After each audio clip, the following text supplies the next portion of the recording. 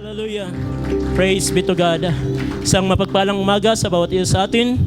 Pagbati sa pangalan ng Panginoon. At bago tayo mo po ay atin na rin tunguhin muna ang ating paksa na ating teksto na ating gagamitin sa umagang ito.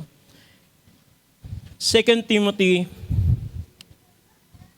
chapter 2 verse 1, sabi ito, Ikaw nga anak ko, magpakalakas ka sa biyayang nasa kay Kristo Jesus. Ang Diyos sa magpala ng kanyang mga salita, tayo'y nakaupo sa umagang ito. At isang magandang umaga muli sa bawat isa sa atin. Pagbati sa pangalan ng Panginoong Jesus. At sa umagang ito, salamat at muli nakatayo sa inyong harapan para paglingkod ang munting bagay na binigay ng Panginoon sa umagang ito. At salamat sa pagkakataon na ibinigay sa bawat isa sa atin. Purihin ng Panginoon. At sa umagang ito, brothers and sisters, ay nais kong mangusap ng isang maiksing paksa lamang dahil ang oras din naman natin ay marahil ito'y direct to the point na lang natin. Ang nais kong bigyan ng pagtuunan ng pansin sa umagang ito na ating pag-uusapan, be strong in the grace that is in Christ Jesus. Yan ang ating pag-uusapan. Ang sabi diyan, ikaw nga anak ko, magpakalakas ka sa biyaya nasa kay Kristo Jesus. Ito'y payo ni Apostol Pablo kay Timothy na kanyang tinatawag na kanyang anak na kanyang anak sa pananampalataya. At siya'y pinagsabihan na ikaw ay magpakalakas sa biyayang ito. At ang kalakasang sa biyayang ito, brother sister, ay hindi ito'y sa pamamagitan ng ating Panginoong Hesus. Sometimes, ang biyaya ay nami-misinterpret ng ibang mga tao.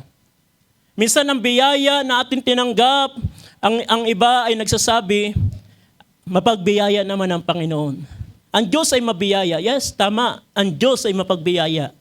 Pero ang biyaya na sinasabi dito na magpakalakas ka sa biyayang ito, pinapakita ni Apostol Pablo ang kalakasan na ito ay hindi galing sa iyo.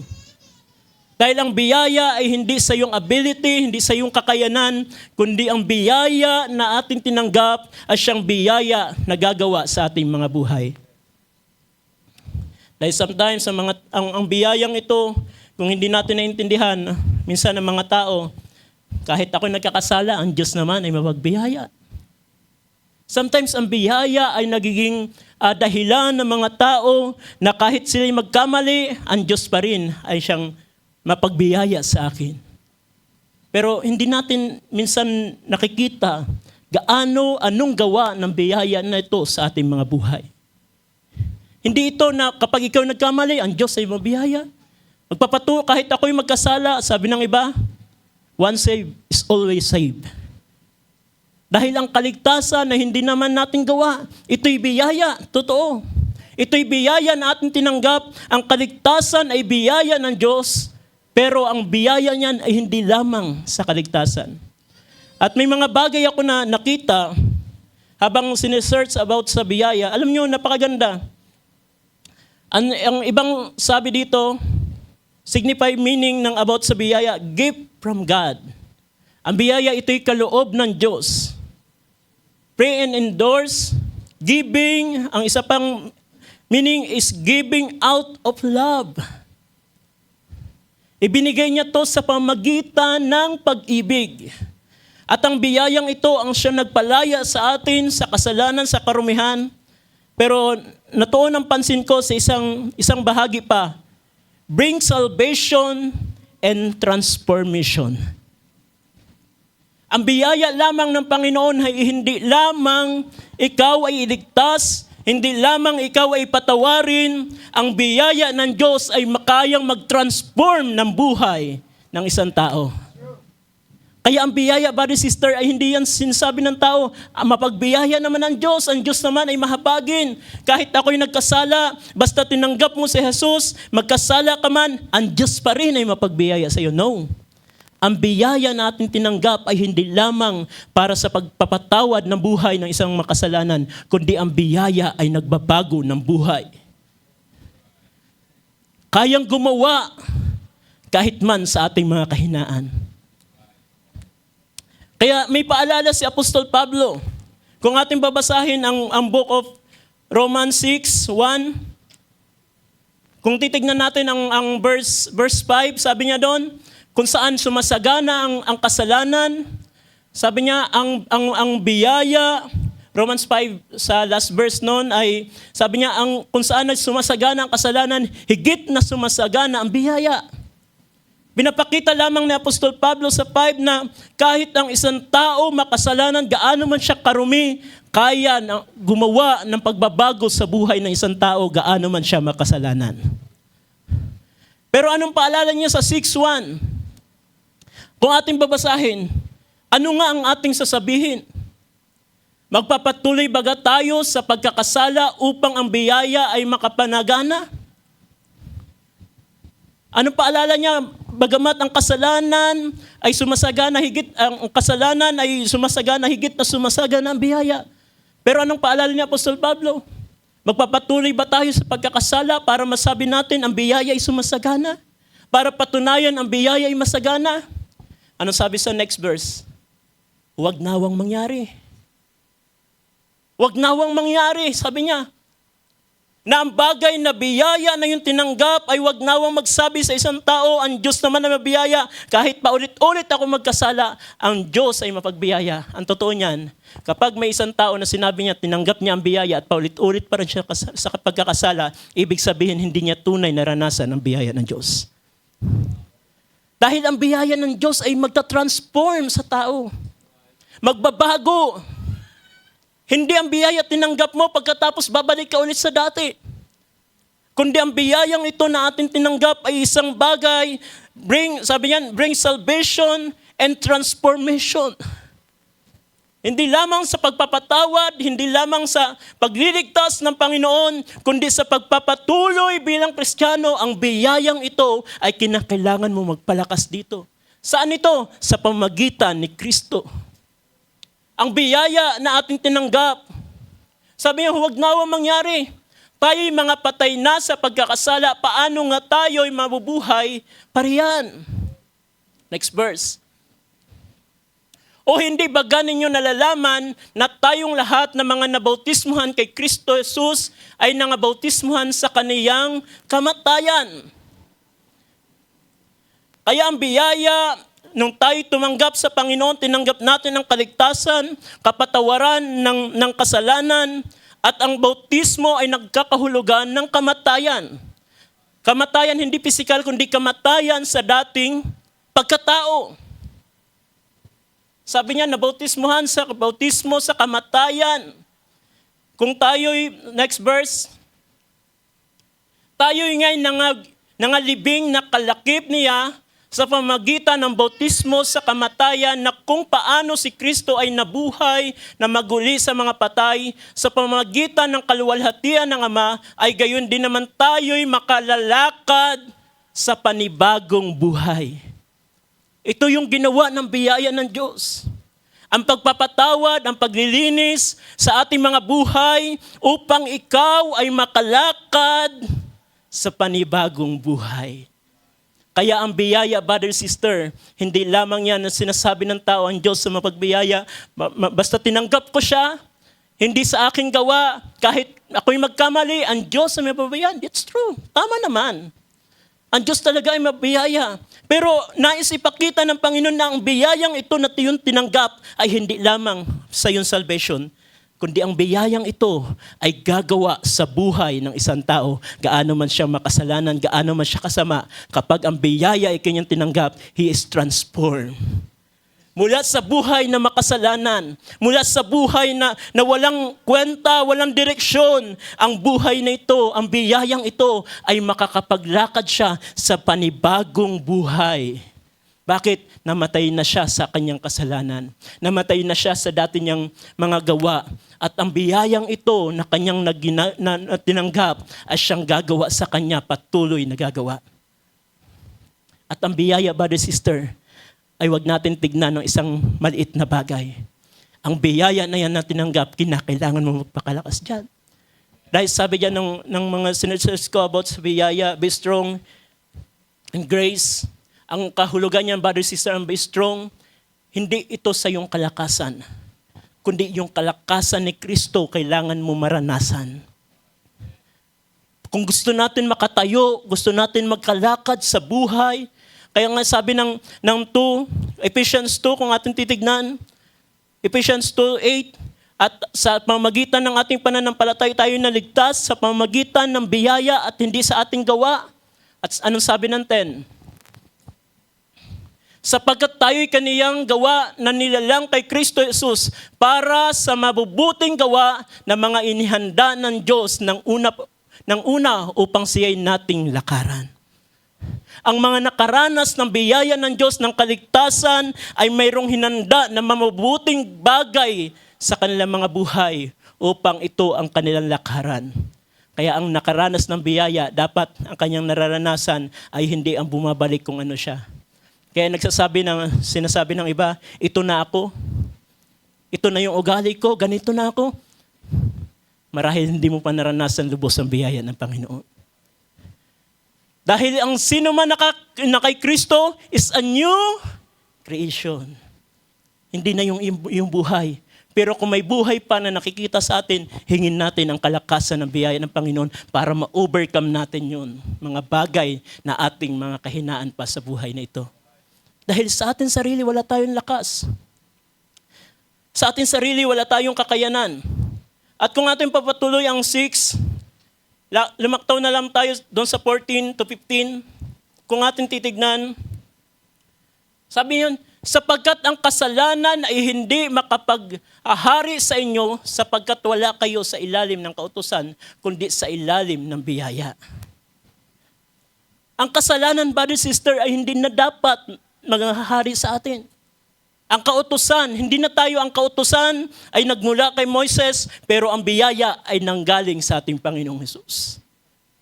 Ang kamatayan ni Kristo ang siya nagpalaya sa atin. At ang Espiritu ni Kristo ang binigay sa atin para makalakad tayo sa kanyang palatuntunan. It's the grace of God. At sa 15, sabi niya, ano nga, mga kakasala baga tayo dahil sa tayo'y wala sa ilalim ng kautusan? Sabi ni Apostol Pablo, magkakasala ba tayo? Magpapatuloy ba tayo sa kasalanan dahil sinasabi natin wala tayong sa kautusan? Kundi na sa ilalim ng kautusan, kundi sa ilalim ng biyaya, huwag nawang mangyari. Ang sabi niya, kung ikaw ay nakaranas ng paglaya, naranasan mo ang makalaya sa pamamagitan ng biyaya, huwag mo nang hilingin na muli maging alipin ng kasalanan. Ay sabi ni Apostol Pablo, ang mga pinalaya ng siya'y alipin ay maging manatili sa kalayaan na kanyang tinanggap. Kung ikaw ay nakaranas ng pagiging alipin noon sa kasalanan, pero ngayon naranasan mo ang biyayang ito, huwag mo nang hayaan ang kasalanan na iyong ginagawa ay magpatuloy pa, bagkos magpakalakas ka sa biyaya na nakay Kristo Jesus. Hindi ka makakapag-overcome sa iyong sarili. Kung may mga nakikita tayo sa ating mga buhay na mga kahinaan, mga bagay na tila hindi natin kayang alisin, gaano mapagsisikap mo, hindi mo kaya, sometimes nagkakaroon ka ng discouragement, higit ka na magpalakas sa biyayang ito. Dahil ang biyaya ay hindi sa iyong sariling lakas, hindi sa iyong sariling effort, hindi ito sa iyong sariling abilidad. As a human being, mayroon tayong mga limitasyon. Mayroon tayong mga kahinaan, pero ang biyaya ng Diyos ang siyang gumagawa, tumutulong para ma-overcome natin ang mga bagay na hindi natin kayang gawin. Sometimes ang tao, sabi niya, sa panahon ng kahinaan, doon ko naranasan ang kasaganahan ng biyaya. Alam niyo, ang sulat minsan ni Apostol Pablo, sa 2 Corinthians, kung titignan natin, 2 Corinthians 12. Anong sabi diyan sa 9? Sometimes na misinterpret ng mga tao ang sulat nito. Tungkol sa 8 na yan, tungkol dito ay makatatlo akong nananalangin sa Panginoon upang ilayo ito sa akin. Ang karanasan ni Apostol Pablo, kung ano kanyang naranasan, sa 9 sabi yan, at siya'y nagsabi sa akin, ang aking biyaya ay sapat na sa iyo, sapagkat ang aking kapangyarihan ay nagiging sakdal sa kahinaan. Kaya't bagkus ako'y magmamapuri na may malaking galak sa aking kahinaan upang manahanawa sa akin ang kapangyarihan ni Kristo. Sometimes ang tao, maraming mga tao nagsasabi yan na hindi mananampalataya. Tignan mo, kahit man sa panahon ng kasalanan, kahinaan ko, naranasan ko pa rin ang kasaganahan. Pero alam niyo ba, yung kahinaan dyan, hindi kahinaan na paulit-ulit sa pagkakasala. Ang kahinaan na tinutukoy dyan ni Apostol Pablo, sa kabila ng kanyang mga nararanasan sa pagsunod kay Kristo, nakakapag-overcome siya, nakakapagpatuloy siya dahil sa biyaya ni Kristo na gumagawa sa kanya. At sa English, ang sinabi dyan is weaknesses. At ang meaning ng weaknesses is to not strong, easily affected, lack ability of resistance. At napakaganda ng sinabi dyan sa biblical meaning, weaknesses often refer a human limitation, physical, emotion, or spiritual that show our need for God's strength. Pinapakita na tayo'y may mga, as a human, may mga limitation, may mga kahinaan physical, emotional, sometimes spiritual, sa panahon na tayo nakakaranas ng mga hindi mainam habang tayo nagsumusunod, naglilingkod sa Panginoon, nakakaranas tayo ng mga kuminsan kalungkutan, kalumbayan. Pero sabi niyan, that you are need for God's strength. Kaya sa panahon ng ating mga paglilingkod, brothers and sisters, sa panahon ng ating mga pinagdadaanan, higit natin kailangan ang kalakasan ng Diyos sa ating mga buhay. Kaya nasabi ni Apostol Pablo, sa panahon ng aking mga kahinaan, sa panahon na kanyang pinagdaanan, hirap, sabi niya, ako'y nakapagpatuloy dahil sa kalakasan ng kanyang biyaya. This grace is sufficient for me. Ang biyayang iyon ang siyang nagdahilan kung bakit si Apostol Pablo ay nakakapagpatuloy sa kabila ng kanyang mga nararanasan sa paglilingkod, sa pagsunod ng Panginoon. Sabi niya, lagi akong dinadala minsan na sa bingit ng kamatayan. May mga panahon na siya nakakaranas ng mga struggle sa kanyang pagsunod. Pero sabi niya, nakakapagpatuloy ako dahil sa kanyang biyaya. Kaya brother, sister, ang biyayang ito na ating tinanggap, ang biyayang ito na ating tinanggap sa ating Panginoong Hesus, ay siyang magbiyayang ito na tutulong sa iyo, sa iyong limitation, sa iyong kakulangan, sa iyong mga kahinaan na hindi mo kayang sundin ang mga bagay ng kalooban ng Panginoon, higit na kailangan natin ang biyaya ng Diyos. Dahil bilang tao, may mga limitation tayo. May mga hangganan ng ating mga kalakasan. May mga hangganan ng ating sa panahon na tayo ng mga sa pagsubok, minsan nagkakaroon tayo ng mga kalumbayan. Pero napakaganda sa panahon ng mga pagsubok, sa panahon ng mga bagay na pinagdadaan tayo sa trials, higit natin hingin ang kalakasan ng Diyos. At doon natin higit na ma-appreciate ang biyaya ng Diyos na tutulong sa atin. Dahil ang biyaya na yan, ang siyang gagawa sa ating buhay. Human weaknesses, both physical and spiritual, that you are need for God. Na higit natin kailangan sa ating mga kahinaan, physical or spiritual man yan, ano man ang ating kalalagayan sa buhay na ito, paglilingkod, may mga pinagdadaanan man tayong kahinaan, kalumbayan, o dumadaan ka man kahit man sa spiritual na kalalagayan, higit natin kailangan ang Diyos sa ating mga buhay. Dahil hindi ka makaka-overcome sa paraan na yung gagawin. Hindi mo kayang lagpasan ang mga bagay sa iyong buhay na pinagdadaanan kung yan ay human effort. Pero kapag naintindihan natin kung ano ang biyaya na gumawa sa ating mga buhay, dito natin maintindihan, ito pala ang siyang tumutulong, gumagawa sa atin para ang mga bagay na hindi natin kayang gawin o mga bagay na hindi natin kayang bitawan sa ating mga buhay, hingin natin ang kalakasan ng biyayang iyan. Dahil ang biyaya na yan at siyang patuloy na gagawa sa ating mga buhay.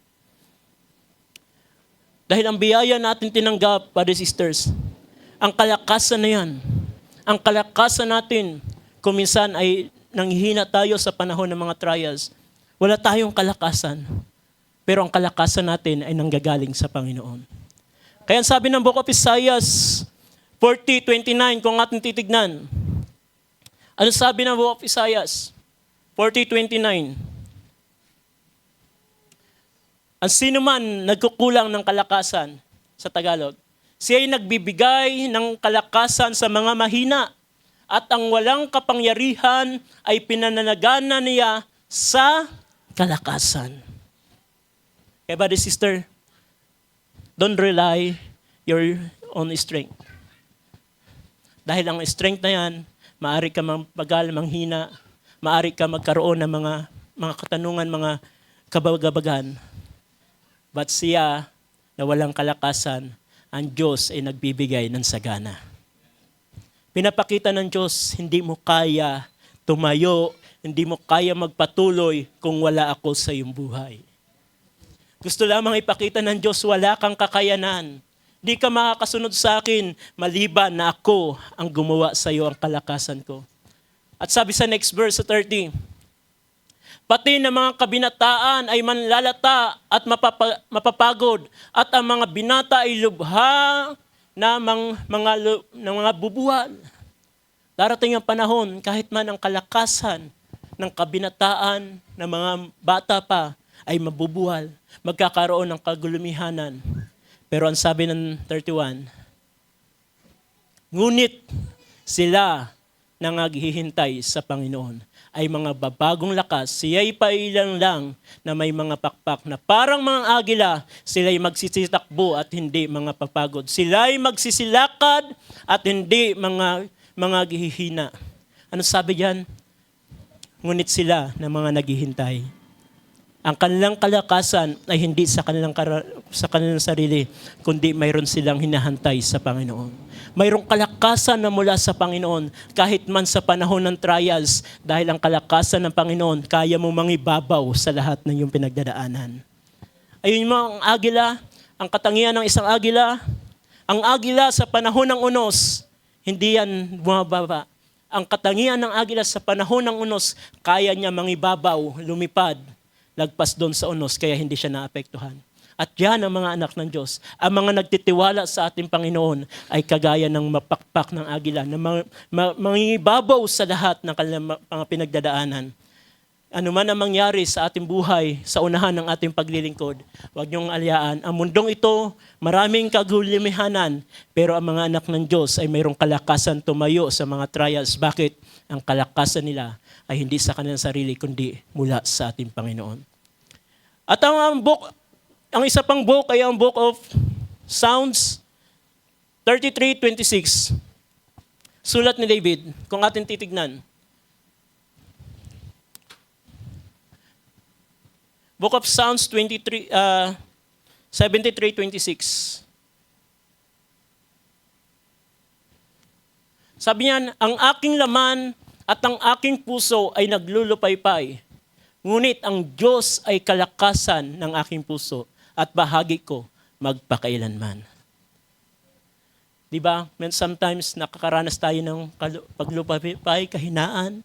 Nakakaranas tayo ng mga discouragement. Nakakaranas tayo ng mga pagsubok sa ating mga buhay. Kung minsan nagkakaroon ng lupaypay o kahinaan, kalumbayan ng ating mga puso. Pero diyan sabi niya, ngunit ang Diyos ay kalakasan ng aking puso. Sila na mga nagtitiwala sa Panginoon ay mayroong kalakasan na ibinibigay sa kanila. Ang kalakasan na ito, brother, sister, ang biyayang ito na ating tinanggap sa Panginoon ay siyang kalakasan upang ikaw ay makapagpatuloy sa kabila na iyong pagdadaanan. Dahil kung ang biyayang ito na ating tinanggap ay siyang biyaya na gagawa sa ating mga buhay.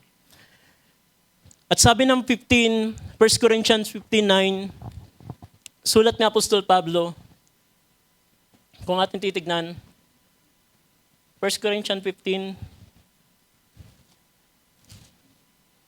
dito na lang sa 9, ako nga ang pinakamaliit sa mga apostol at hindi ako karapat-dapat na tawaging apostol sapagkat minag-usig ko ang iglesia ng Diyos. Sa 10, datapwat sa pamamagitan ng biyaya ng Diyos, ako nga'y ako.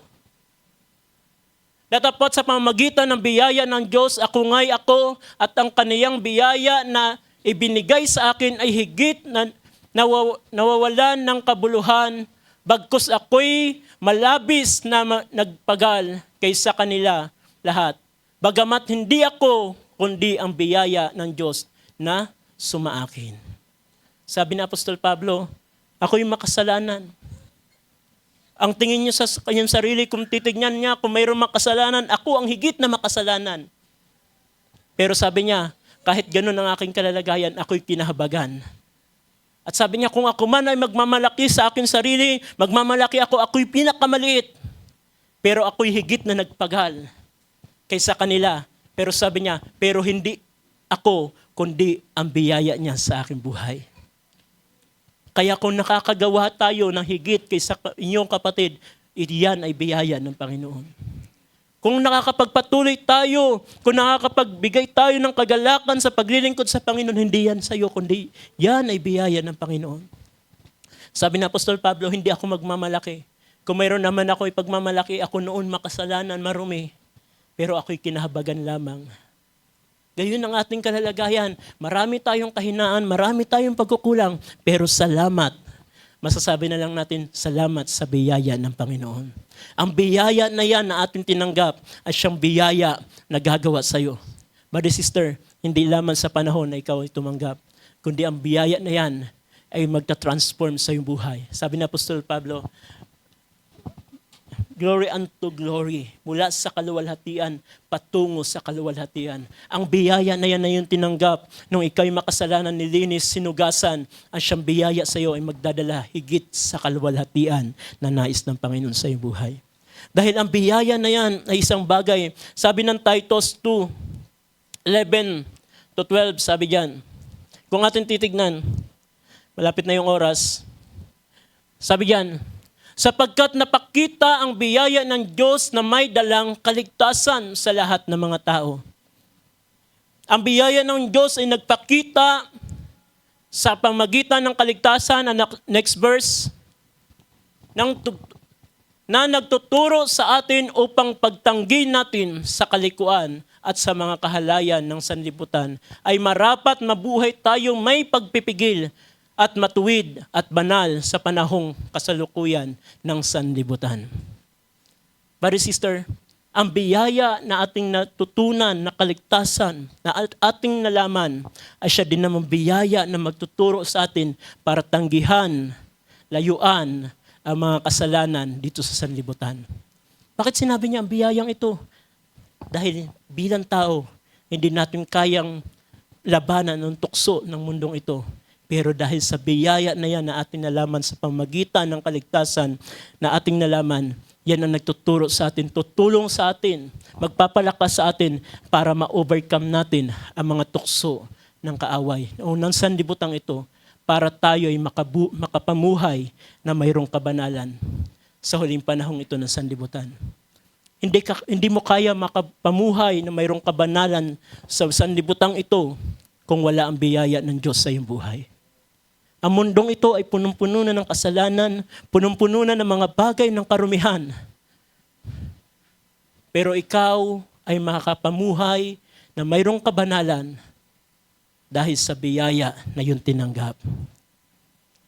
Na ang biyaya na yan ay magtuturo sa iyo na huwag mong gawin, tutulong sa iyo, magpapalakas sa iyo sa panahon na hindi mo kaya takasan ng mga temptation.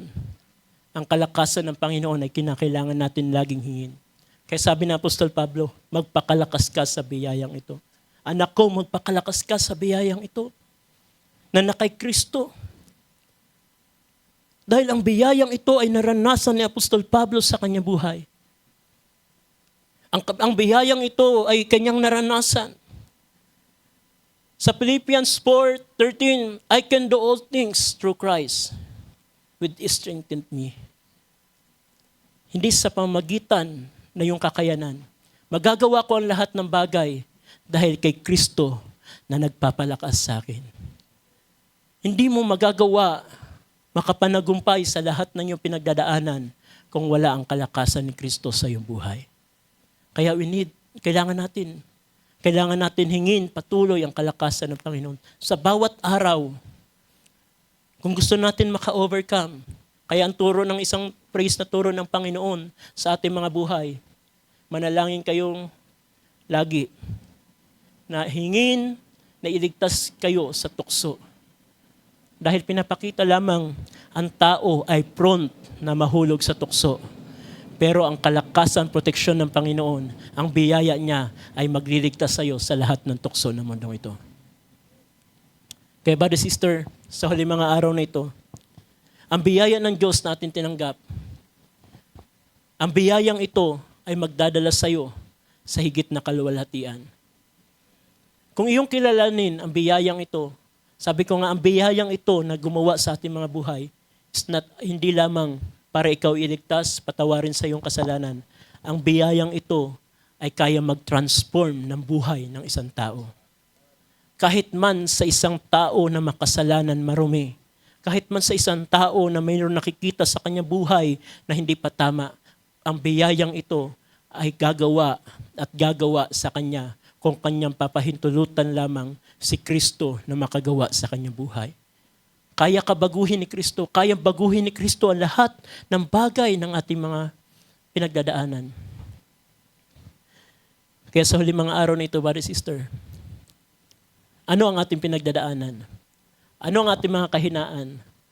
Anong mga bagay na ating nakikita sa ating sarili na tila ang hirap alisin? Sampalatayanan mo ang biyayang ito. Ang biyayang ito na kaya magbago ng buhay ng isang tao. Ang biyayang ito na naranasan natin ay hindi lamang para ikaw iligtas, linisin, kundi para ikaw ay dalhin sa isang kaluwalhatian. Kung titignan natin ang 1 Peter 5:10, sabi diyan, at ang Diyos na buong biyaya na sa inyo'y tumawag, sa kaniya'y walang hanggang kaluwalhatian kay Kristo. Pagkatapos na kayo'y makapagbatang sandaling panahon, ay siya rin ang magpapasakdal, magpapatibay at magpapalakas sa inyo. Ano yung biyaya? Ang biyaya at ang Diyos ng buong biyaya. Na siya sa pamamagitan ni Kristo, na ating tinanggap ang biyaya sa pamamagitan ni Kristo, sa panahon na kahit man ikaw ay dumaan sa trials, siya pa rin ang magpapalakas, magpapatibay sa iyong buhay. Kaya nga sabi ni Apostol Pablo sa 1 Thessalonians, mayroon akong lubos na pagkakatiwala sa Diyos, na sabi niya na siya'y tumawag sa inyo, ay iingatan kayo, ang iyong kaluluwa at ang iyong katawan at ang iyong espiritu hanggang sa pagparito ng ating Panginoong Hesus. Hindi mo kayang ingatan na iyong sarili, pero salamat, ang ating pinaglilingkuran ay kayang ingatan ka at dalhin ka sa kabanalan at dalhin ka sa bagay na nais niya makita sa iyong buhay. Hindi ito sa atin, hindi ito yung ability, hindi ito yung kalakasan, ito'y biyaya ng Diyos na gumagawa sa iyong buhay. Kung ikaw ay nakapagpatuloy na mayroong kagalakan, purihin ang Panginoon, ang biyaya ng Diyos ay sumasagana. Kaya ang sabi ng John, ang tinanggap nating biyaya ay hindi lamang biyaya, kundi biyaya sa biyaya.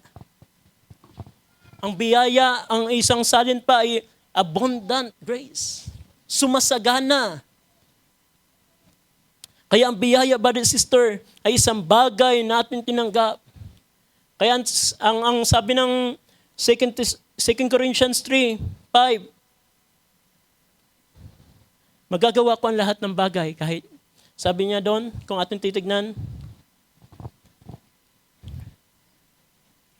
hindi sa kami ay sapat na sa aming sarili upang isipin ang anuman ay mula sa ganang aming sarili, kundi ang aming kasapatan ay mula sa Diyos. Hindi sagana sa ating sarili. Hindi sa iyong sariling kalakasan. Kundi ang ating kalakasan ay mula sa ating Diyos. At ang kalakasan na yan, brother, sister, ang siyang magpapatuloy at gagawa sa ating mga buhay. At ang kalakasan na yan, ang siyang patuloy na gagawa sa atin para higit natin ma-realize na ang biyaya na yan, na yung tinanggap, ay siyang biyaya na tutulong sa iyo, magpapalakas sa iyo. Sino yan? Ano yung biyaya na yan? Yan ay si Kristo na tinanggap mo sa iyong puso. At ang biyaya na yan ay magtuturo sa iyo para lumayo sa mga bagay ng karumihan. At ang biyaya na yan ay magbibigay ng kalakasan sa iyo para ma-overcome ang iyong mga kahinaan. Para ma-overcome ang mga bagay na struggle, pagsubok sa buhay na ito, higit na kailangan natin ang biyaya ng Diyos. Dahil ang biyayang iyan ay magdadala sa atin. Mayroon ako isang talata na nakalimutan. Di ko na i-note pala ang talatang iyon. Pero may pinapakita na ang biyaya na ating tinanggap ay siyang biyaya na gagawa sa ating mga buhay upang tayo'y makalakad na mayroong kabanalan. Ang biyayang na yan ay tutulong sa atin, gagawa sa atin upang tayo'y lumakad sa kabanalan. Dahil sagana sa ating sarili, brother, sister, sabi ko nga kanina, ang meaning ng grace, ang grace na ito, hindi lamang to salvation, kundi ang grace na ito, itong transform. Mula sa isang bagay na kasalanan ay makalakad sa buhay na mayroong kabanalan. Dahil sagana sa ating sarili, hindi natin kaya lumakad sa kabanalan. Marami tayong struggle. Marami tayong mga bagay na struggle sa buhay na ito. Pero salamat, ang biyaya na ating tinanggap pala ay hindi lamang para ikaw iligtas, hindi lamang para ikaw patawarin, kundi ang biyayang ito ang tutulong sa iyo to transform mula sa mga karnal na bagay, mula sa mga kamundong bagay na gawa, ay patungo sa buhay, lumakad na ayon sa kalooban ng Panginoon. Tayo tumayo sa oras na ito, awitin natin ang isang awitin. Sa biyaya mo, magpapatuloy ako. Sa biyaya mo, ang biyaya na yan, brother, sister, ang siyang tutulong sa iyo, gagawa sa iyo, para ikaw ay makapagpatuloy sa paglilingkod. As a Christian, marami tayong struggle, marami tayong pinagdadaanan. Ano man mga bagay na ating pinagdadaanan sa buhay na ito, ano man mga bagay na ating hindi kayang alisin sa ating mga buhay, hingin mo ang kalakasan ng biyaya na yan. Awitin natin yan.